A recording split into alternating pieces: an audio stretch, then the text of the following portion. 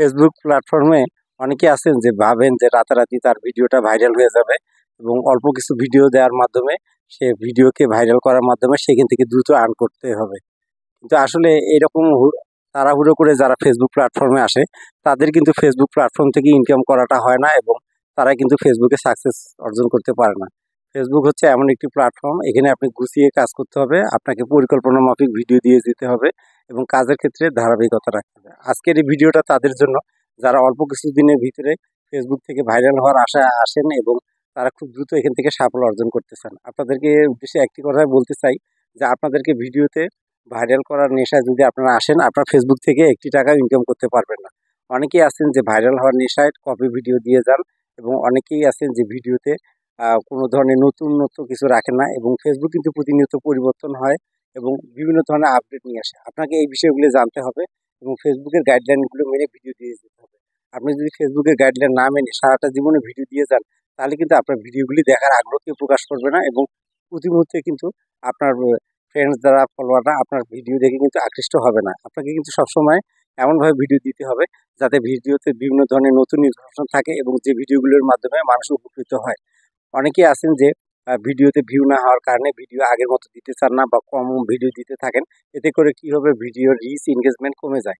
সবসময় একটা কথা মনে রাখবেন যে ফেসবুক প্রোফাইল বা পেজ আপনি যেটাতে কাজ করেন না কেন, আপনার ফ্রেন্ডস ফলোয়াররা আপনার সাথে যুক্ত থাকবে এবং তারা প্রতি মুহূর্তে আপনার অ্যাক্টিভিটিসগুলি ফলো করবে।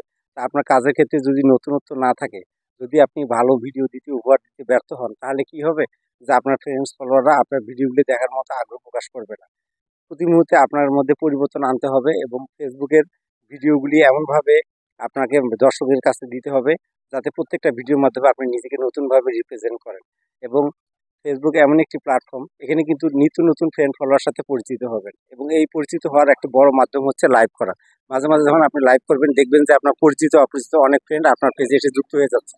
তো যখন কিনা আপনার ফ্রেন্ড নতুন একজন ফ্রেন্ড আপনার পেজে কমেন্টস করে যাবে এবং আপনি যে ভিডিওগুলো ছাড়বেন এখানে লাইক কমেন্ট হবে, সেখানে কিন্তু আপনাকে ফিডব্যাকটা খুব দ্রুত দিতে হবে। একটা কথা মনে রাখবেন যে আপনার যদি মানুষের ভালোবাসা অর্জন করতে হয়, তাহলে কিন্তু আপনাকেও মানুষকে ভালোবাসা দিতে হবে এবং আপনার ভালোবাসা দেওয়ার ধরন এবং আপনি কিভাবে কাজ করতেছেন এবং আপনার ফ্রেন্ডস ফলোয়ারদের সাথে কি পরিমাণ সম্পর্ক, কি পরিমাণ এনগেজমেন্ট, এটার উপরে কিন্তু আপনার অবস্থানটা নির্ভর করতেছে।